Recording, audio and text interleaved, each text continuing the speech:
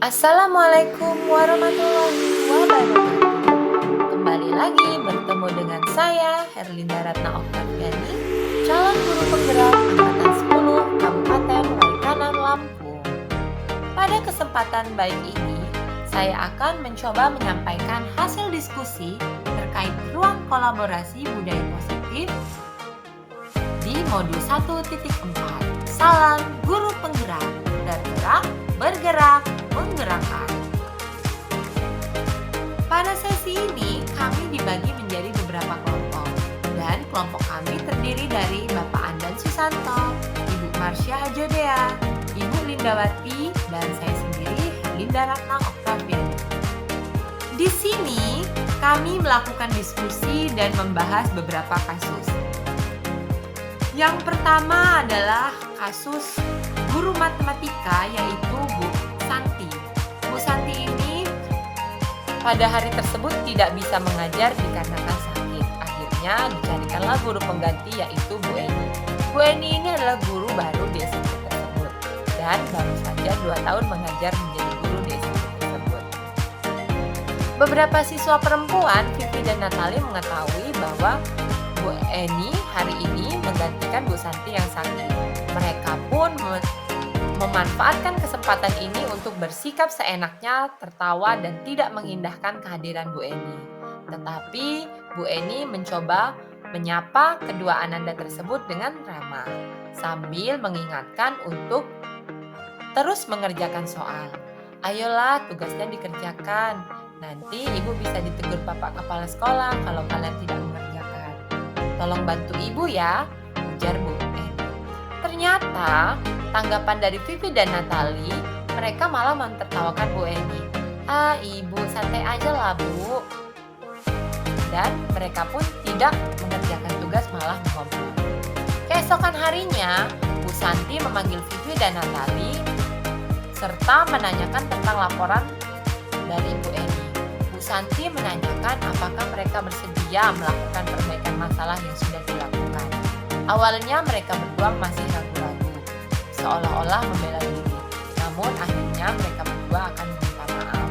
Bu Santi menanggapi bahwa tindakan yang dilakukan itu boleh saja dilakukan bila mereka sungguh-sungguh ingin meminta maaf. Namun Bu Santi menanyakan kembali apa yang bisa mereka lakukan untuk menggantikan rasa tidak hormat pada Bu Eni. Baik Vivi maupun Natali mengakui bahwa perilaku mereka tidak sesuai dengan keyakinan kelas. Bu Santi melanjutkan kembali apa yang akan mereka lakukan untuk memperbaiki masalah tersebut. Setelah berpikir sejenak, akhirnya Vivi dan Natali mengusulkan bagaimana kalau mereka mengadakan diskusi kelompok dengan teman-teman. Temanya adalah penerapan keyakinan kelas, terutama sikap saling menghormati. Dan usulan yang kedua adalah mengirimkan email kepada Bu Eni tentang gagasan mereka tersebut. Mereka pun akan memberitahu kepala sekolah Pak Hasan bila lain waktu ada ketiadaan guru, maka mereka akan mengusulkan Bu Eni sebagai guru pengganti. Di sini ada pertanyaan, dalam kasus di atas, langkah-langkah restitusi apa saja yang sudah dijalankan oleh Bu Santi? Kelompok kami menyimpulkan bahwa Bu Santi telah melakukan secara lengkap langkah-langkah restitusi, yaitu menstabilkan identitas, memvalidasi tindakan, dan juga menentukan keyakinan. Kemudian, menurut kelompok kami, apakah restitusi yang diusulkan Vivi Natali sudah sesuai dengan pelanggaran yang telah dibuat? Apakah langkah-langkah restitusi yang telah mereka usulkan? Jawabannya adalah peraturan kelas ini sudah ada, tetapi menurut kelompok kami, restitusi yang diusulkan Vivi dan Natali belum sesuai karena di awal sudah ada keyakinan kelas. Tapi Vivi dan Natali masih ingin mendiskusikan lagi dengan teman-teman yang lain. Kemudian di dalam kasus ini, posisi apakah yang telah diambil Bu Eni dalam menangani Vivi dan Natali? Kami menyimpulkan di dalam kasus ini, posisi yang dilakukan Bu Eni adalah sebagai teman. Karena kalimat Bu Eni yang mencoba tetap berlaku ramah sambil mengingatkan mereka. Seperti, ayolah tugasnya dikerjakan, nanti ibu bisa dimarahin ibu kepala sekolah kalau kalian tidak mengerjakan tugas. Tolong bantu ibu ya. Selanjutnya ada pertanyaan yang keempat, yaitu jika Jika Anda adalah Pak Hasan, bagaimana Anda menyikapi langkah yang ditempuh Bu Santi? Jika kami adalah Pak Hasan, kami akan setuju dan sangat mengapresiasi dengan sikap Bu Santi. Karena sebagai seorang tenaga pendidik, Bu Santi telah menerapkan segitiga retribusi dari awal pembelajaran. Jika Bu Santi mengembalikan kepribadian anak dan tidak langsung menyalahkan ataupun menghukum, tetapi Bu Santi berusaha mencari solusi bersama untuk memperbaiki kesalahan mereka dan menyadarkan mereka. Hal ini penting sekali untuk membentuk penguatan karakter dan identitas. Selanjutnya ada kasus kedua, yaitu Sabrina yang bangun terlambat dan terburu-buru sampai ke sekolah. Sampai di gerbang sekolah, ternyata tanpa ia sadari ia tidak memakai sepatu yang berwarna hitam. Padahal sekolah tersebut membuat peraturan bahwa semua siswa wajib menggunakan sepatu berwarna hitam. Kebetulan Pak Lukman sedang memperhatikan Sabrina yang datang terlambat. Pak Lukman pun menanyakan Sabrina, "Apakah peraturan sekolah tentang seragam warna sepatu?" Sabrina pun menjawab, "Iya Pak, saya tahu. Harusnya pakai sepatu warna hitam, bukan warna yang lain." Sembari meminta maaf kepada Pak Lukman. Tetapi Pak Lukman tetap bersikeras dengan peraturan yang berlaku dan mengatakan, "Ya sudah, kamu sudah melanggar peraturan sekolah. Kamu salah, kamu sudah terlambat, salah pula warna sepatu. Segera buka sepatu kamu kalau tidak bisa mengenakan warna sepatu sesuai peraturan." Sabrina pun mencoba untuk meminta maaf agar Pak Lukman bisa memaklumi keadaannya yang terlambat tersebut. Tetapi Pak Lukman tetap tidak mengindahkan apa yang dikatakan Sabrina dan mengatakan, "Tidak, kamu telah melanggar peraturan sekolah. Kalau tidak sanggup ambil sepatu di rumah atau diantarkan sepatumu, pilihannya kamu tidak usah bersepatu saja seharian di sekolah." Nah, di sini ada pembahasan seperti di dalam kasus di atas, sikap posisi apakah yang diambil oleh Pak Lukman? Kelompok kami meyakini bahwa Pak Lukman berada di posisi penghukum. Dikarenakan Pak Lukman melakukan ataupun menyakiti muridnya secara fisik maupun verbal. Selain itu, Pak Lukman juga tidak memberi kesempatan kepada Ananda Sabrina, walaupun Ananda Sabrina ini sudah meminta maaf kepadanya. Dan yang ketiga adalah Pak Lukman tidak memberikan solusi perbaikan atas permasalahan yang telah dilakukan oleh Sabrina. Selanjutnya, bila Bapak Lukman mengambil posisi sebagai manajer, kira-kira pertanyaan apa yang harus dilontarkan kepada Sabrina? Kelompok kami menyimpulkan bila Pak Lukman mengambil posisi sebagai manajer, seperti yang kita ketahui, posisi manajer adalah posisi di mana guru melakukan sesuatu bersama murid, mempersilahkan murid mempertanggungjawabkan perilakunya, mendukung murid agar menemukan solusi atas permasalahannya sendiri. Seharusnya Pak Lukman melontarkan pertanyaan seperti, "Sabrina, mengapa kamu terlambat dan mengenakan sepatu berwarna coklat?" Kemudian bisa juga dengan menanyakan, "Terlambat boleh saja dilakukan, karena setiap orang punya kepentingan masing-masing. Tetapi sengaja terlambat tentu tidak sesuai dengan keyakinan kelas. Apakah kamu masih ingat tentang keyakinan kelas?" Atau bisa juga dengan melontarkan pertanyaan, "Kira-kira bagaimana cara kamu Sabrina memperbaiki keterlambatan dan menggunakan sepatu yang sesuai dengan aturan sekolah?" Kemudian ada juga pertanyaan, "Kira-kira bila Anda kepala sekolah tersebut, nilai kebajikan apa yang ingin dituju oleh peraturan yang mengharuskan memakai sepatu berwarna hitam?"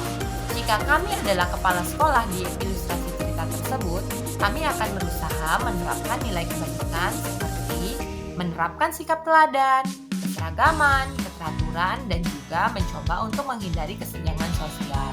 Selain itu, kira-kira bagaimana sikap kami menyikapi langkah yang diambil oleh Pak Lukman mengenai kasus tersebut? Kami sebagai seorang tenaga pendidik sangat menyayangkan tindakan yang dilakukan oleh Pak Lukman, karena secara langsung Pak Lukman telah melakukan menyakiti hati peserta didiknya baik secara fisik maupun verbal. Seyogyanya sebagai seorang pendidik, Pak Lukman terlebih dahulu melakukan cross check terlebih dahulu ataupun mencari tahu penyebab tindakan yang dilakukan oleh sang anak. Untuk kasus berikutnya adalah kasus 3. Bu Dani adalah seorang guru bahasa Inggris dan sedang menjelaskan pelajaran di papan tulis. Beliau memperhatikan bahwa Fajar malah tidur-tiduran dan tampak tak acuh pada pelajarannya. Akhirnya Bu Dani pun memanggil, "Fajar, coba jawab nomor 3 ini pertanyaannya. Maju ke depan dan kerjakan di papan tulis." Kemudian Fajar pun maju dan tampak malas-malasan di depan kelas. Sampai di depan kelas, Fajar itu hanya diam dan terpaku sambil memegang buku bahasa Inggrisnya dan memainkan spidol. "Ayo Fajar, makanya jangan tidur-tiduran, lain kali perhatikan. Sudah sana, duduk kembali. Kira-kira siapa yang bisa?" Fajar pun kembali ke tempat duduknya. Hal seperti ini sudah sering kali dilakukan oleh Fajar, seperti tidak memperhatikan, atau tak acuh, dan nilai-nilainya pun tidak terlalu baik untuk pelajaran bahasa Inggris. Pada saat ditegur Bu Dani, Fajar hanya menjawab, "Nggak tahu Bu."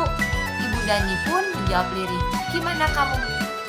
Gimana kamu Fajar? Kamu tidak kasihan sama ibu ya? Ibu ini sudah capek-capek loh mengajarkan kamu. Tidak kasihan sama ibu." Dan si Fajar pun hanya terdiam membisu. Di sini ada pertanyaan, posisi kontrol apa yang diambil oleh Bu Dani dalam pendekatan kepada Fajar? Di sini kelompok kami menyimpulkan bahwa Bu Dani telah melakukan atau melaksanakan posisi kontrol, yaitu membuat orang merasa bersalah. Terlihat dari cara dan kata-kata Bu Dani yang meminta Fajar untuk mengerjakan soal, tetapi Fajar belum dapat mengerjakan dengan berkata, "Gimana kamu sih Fajar? Kamu tidak kasihan ya sama ibu? Ibu udah capek-capek ngajarin kamu." Kemudian membaca sikap Fajar, kira-kira kebutuhan apa nih yang diperlukan oleh Fajar? Kelompok kami menyimpulkan bahwa bila membaca ilustrasi cerita Fajar, kami menyimpulkan bahwa kebutuhan yang diperlukan oleh Fajar adalah kebutuhan diterima dan disayangi. Selanjutnya, bila mana Bu Dani mengambil posisi pemantau, apa yang dilakukan dan dikatakan olehnya. Memantau seperti yang kita tahu berarti mengawasi. Pada saat pendidik mengawasi peserta didik dalam kegiatan pembelajaran, pendidik juga bertanggung jawab atas perilaku orang tersebut. Posisi pemantau berdasarkan pada peraturan-peraturan dan konsekuensi. Di sini kami mencoba membuat ilustrasi cerita. "Fajar, silakan cuci mukanya di wastafel depan kelas." "Baik, Bu." "Apakah Fajar masih ingat konsekuensi yang telah kita sepakati ketika kamu tertidur saat jam pelajaran?" "Ingat, Bu. Apabila tertidur saat jam pelajaran berlangsung, maka setelah pelajaran ini selesai, saya akan mendapat tambahan waktu untuk membahas soal materi yang tertinggal." "Baiklah Fajar, setelah pelajaran selesai, Ibu beri kamu tambahan waktu 10 menit, kemudian jelaskan pelajaran apa yang kamu dapatkan di hari ini." Kemudian pertanyaan berikutnya adalah, apabila Anda adalah kepala sekolah di sekolah Fajar dan mengetahui hal ini, kira-kira bagaimana tindak lanjut yang akan Anda lakukan? Ketika kami berada di posisi sebagai kepala sekolah pada ilustrasi cerita tersebut, yang pertama yang kami lakukan adalah kami akan memanggil Fajar untuk diajak berdiskusi seperti tentang keyakinan kelas, menjaga keamanan dan kenyamanan kelas, serta menanyakan kira-kira tindakan yang dilakukannya seperti tidur di dalam kelas itu bisa membuat orang lain nyaman atau tidak. Kemudian langkah kedua, kami akan memfasilitasi adanya bimbingan konseling. Dan langkah ketiga adalah mendorong dan memfasilitasi guru untuk terus berinovasi agar mampu memberikan pembelajaran yang berdiferensiasi dan sesuai dengan kebutuhan belajar anak.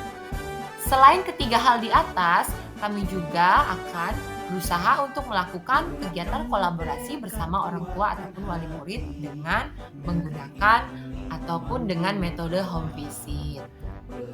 Selanjutnya, kasus 4, Anto dan Dino sedang bermain bersama di lapangan basket. Tiba-tiba ada pertengkaran adu mulut dan Dino tersulut emosinya sehingga menarik kemeja Anto dengan kasar sampai 3 kancingnya lepas. Pada saat itu, guru piket langsung melerai mereka dan membawa mereka ke ruang kepala sekolah. Kepala sekolah di situ adalah Bu Suti. Bu Suti pun melanjutkan bertanya kepada keduanya. Bu Suti menanyakan keyakinan sekolah yang telah disepakati, serta apakah Dino bersedia memperbaiki kesalahan yang telah dilakukannya terhadap Anto. Dino pun akhirnya perlahan mengangguk.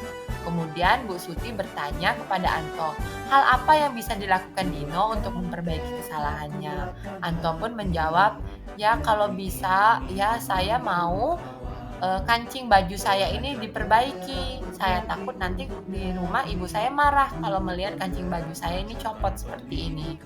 Dino pun berpikir sejenak dan menjawab, wah saya nggak tahu Bu, kayaknya dilem aja. Bu Suti pun berpikir sebentar dan menanggapi, kalau dilem Dino nanti bisa lebih cepat lepasnya. Bagaimana kalau dijahit? Kamu bersedia nggak Dino? Awalnya Dino tampak ragu-ragu. Menjahit? Gimana caranya Bu? Saya kan tidak bisa menjahit. Ya sudah, kalau seperti itu, nanti ibu akan mengajari kamu. Akhirnya Dino pun menyetujui dan Dino pun menjahit dan memperbaiki kemeja Anto dengan didampingi oleh guru tata busana yaitu Pak Irfan. Selanjutnya, di sini ada pertanyaan, posisi kontrol apa yang telah dipraktikkan oleh kepala sekolah yaitu Bu Suti dan hal apa saja yang dilakukan sehingga Anda berkesimpulan demikian. Kelompok kami mengatakan atau menyimpulkan bahwa posisi kontrol yang dipraktikkan oleh kepala sekolah Bu Suti adalah sebagai posisi manajer karena Bu Suti telah menekankan pada cara mengatasi permasalahan seperti menstabilkan identitas, memvalidasi tindakan, dan juga menanyakan keyakinan kelas. Selain itu, dalam kasus tersebut, bagaimana Dino dikuatkan, bagaimana Anto juga dikuatkan oleh Bu Suti. Di sini, Bu Suti melakukan penguatan terhadap Dino dengan mengatakan, membuat kesalahan itu adalah hal yang manusiawi dan mempertahankan diri adalah hal yang penting. Kemudian, Bu Suti juga melakukan penguatan terhadap Anto dengan mengatakan, hal apa yang bisa dilakukan Dino untuk memperbaiki masalahnya. Selanjutnya, kira-kira nilai kebajikan atau keyakinan sekolah yang dituju dalam kasus tersebut itu apa saja? Nah, di sini kelompok kami menyimpulkan bahwa ada beberapa nilai-nilai kebajikan yang ingin dituju pada kasus ini. Di antaranya adalah pemecah masalah, kontrol diri, berinisiatif, bertanggung jawab untuk mengatasi masalah, persahabatan, dan saling menghargai. Demikian Bapak Ibu, forum diskusi presentasi kami pada kesempatan kali ini. Senang sekali rasanya bisa berbagi. Semoga video ini bermanfaat dan bisa menginspirasi. Terima kasih Bapak Ibu sudah menonton video kami. Sampai ketemu di video berikutnya.